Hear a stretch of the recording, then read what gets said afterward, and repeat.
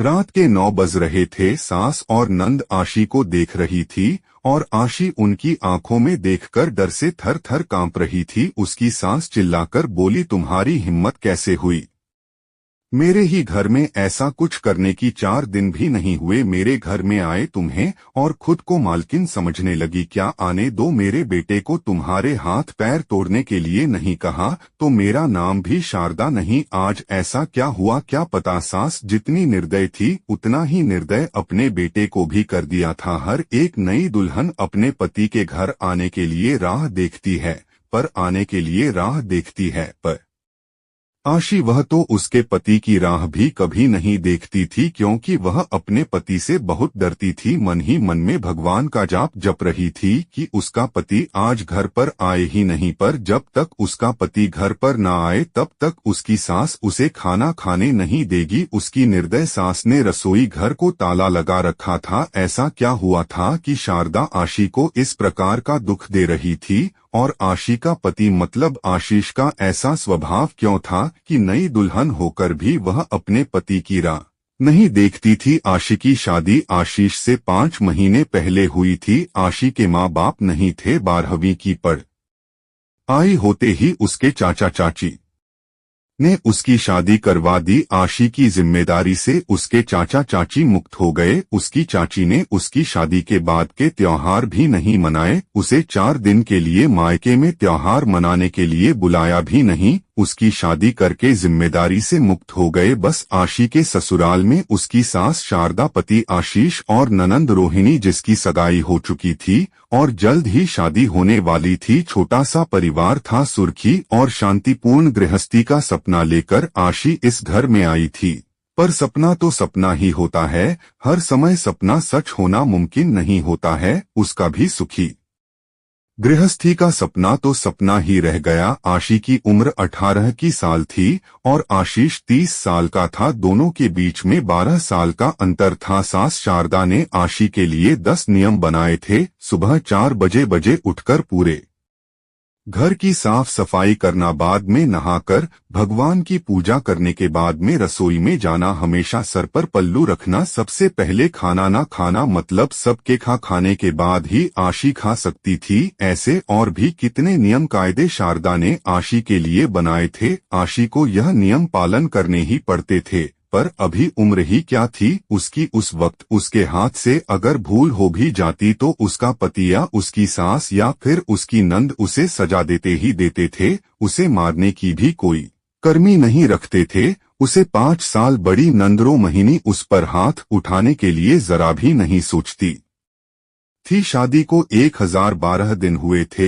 हर रोज आशीष 8 बजे तक आ जाता था, पर उस दिन 10 बज गए थे तब भी आशीष आया नहीं था। आशिक को बहुत जोर की भूख लगी थी। उसने खुद के लिए थाली बनाई और रसोई में खाने के लिए बैठी। अभी पहला ही निवाला मुंह में डाल रही थी कि तभी उसकी सस ने देख लिया। उस पर उसकी सास बहुत चिल्लाई। वह आशी से सहन नहीं हुआ। तभी आशी बोली, वह अभी तक नहीं आए, मुझे बहुत भूख लगी थी इसलिए खाने के लिए बैठा। सास कुछ बोलने वाला था तभी रोहिणी आगे आई और आशी को चांटा मार दिया। तुम्हारी हिम्मत कैसे हुई मेरी माँ के सामने बोलने की?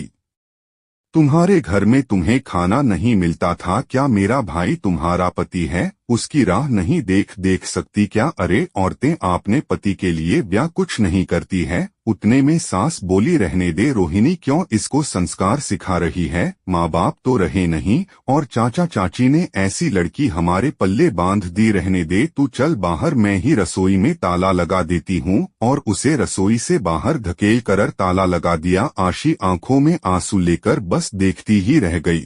11 बजे अजय घर आया। तभी शारदा और रोहिणी ने मिर्च मसाला लगाकर आशी के खिलाफ आशीष को भड़काया। वह तो माँ का भक्त। इतना ही सुनकर उसने गुस्से में आकर आशी को थप्पड़ मारा। उसे उस दिन खाना भी नहीं मिला। अभी आज की ही बात ले लो। आशी रसोई घर में खाना बनाकर शारदा और रोहिणी को खाना दे रही थी। दोनों हॉल में टीवी देखते देखते खा रही थी और इधर आशी एक एक गरम गरम रोटी उनको परोस रही थी। आज सुबह आशी को सिर्फ एक ही रोटी उसके सास ने खाने को दी थी। आशी को बहुत जोर की भूख लग रही थी, पर आशीष तो 10 बजे के पहले आने वाला नहीं था, पर आशी से भूख सहन नहीं हो रही थी। सास और रोहिणी के खाना खाने के पहले रसोई घर को ताला लगाने से पहले आशी ने जल्दी से रोटी अपने पल्लू में बांध कर रखी ली। जब माँ बेटी का खाना होने के बाद उन्होंने आशी को बाहर निकालकर रसोई घर पर ताला लगा दिया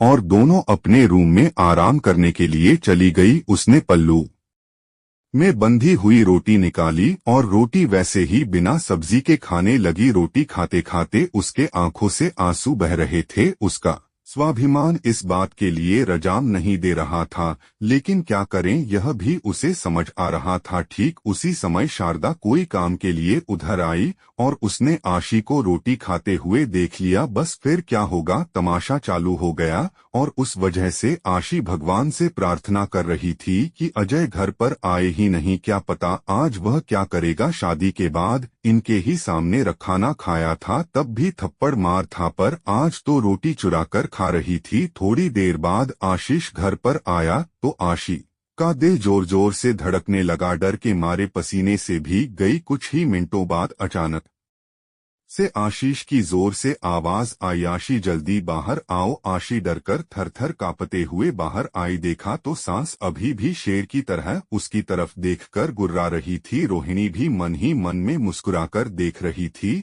और आशीष उसकी आंखें खून के जैसे गुस्से से लाल हो गई थी। जैसे ही आशी आशीष के सामने आई, उसने उसके बालों को पकड़कर जोर से धकेल दिया। आशी बहुत जोर से चिल्लाई, तेरी इतनी हिम्मत हुई कि तू अपने ही घर में चोरी करती है, रुक तुझे तो मैं अभी दिखाता हूँ।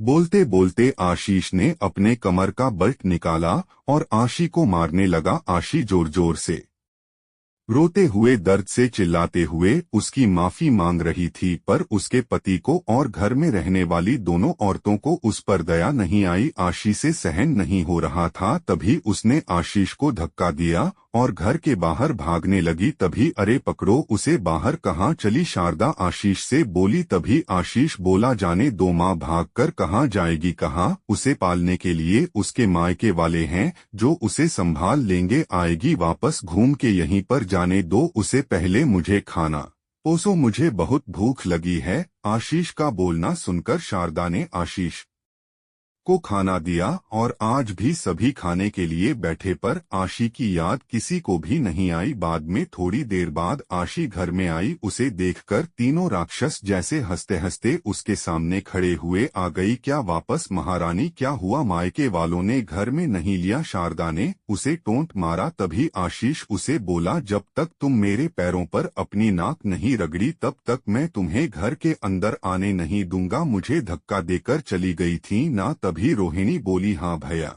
इतनी जल्दी से माफ मत करना, अब अगर इसे माफ किया ना तो कल यह सिर पर चढ़कर नाचने लगेगी। ऐसी लड़की का क्या भरोसा। अरे भरोसा तो अभी हमें तो तुम पर भी नहीं रहा, जो अपनी भाभी का सम्मान नहीं कर सकती, वह लड़की हमारे घर का क्या मान बढ़ाएगी। अचानक आशी की पीठ के पीछे से रोहिणी के होने वाले ससुर जी की आवाज आई और वह अंदर आए। उन्हें देखते ही तीनों के चेहरे का रंग ही उड़ गया। अरे समधी जी, आप कब आए। शारदा साड़ी ठीक करके माथे पर पल्लू लेकर बोलने लगी, उसी वक्त आया जिस वक्त आपकी बहू रास्ते से डरकर इधर से उधर भाग रही थी। अच्छा हाँ, अभी ही तुम्हारा असली चेहरा हमें दिख गया। मैं आया नहीं होता तो हमारे घर की बर्बादी हो गई होती। अगर ऐसी बहू हमारे घर आई होती तो रोहिणी के होने वाले ससुर उसकी तरफ हाथ दिखाकर बोले, नहीं नहीं, आपको कोई गलतफहमी हो गई है। पापा आप अंदर तो आइए, मैं आपको सब समझाती हूँ। रोहिणी ऐसे